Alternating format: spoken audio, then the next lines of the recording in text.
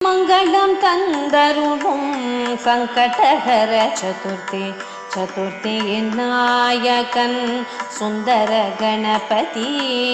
மங்களம் தந்தருளும் சங்கடஹர சதுர்த்தி சதுர்த்தியின் நாயகன் சுந்தர கணபதி. தேய்பிறை சதுர்த்தியில் தேவனை தொழுவதால் வளர்பிறையாகுமே வாழ்வில் என்றுமே. தேய்பிறை சதுர்த்தியில் தேவனை தொழுவதால் வளர்பிறையாகுமே வாழ்வில் என்றுமே.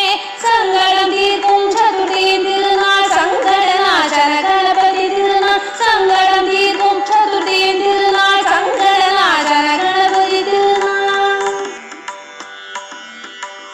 சந்திரன் தவம் இருந்து மங்கள கணபதி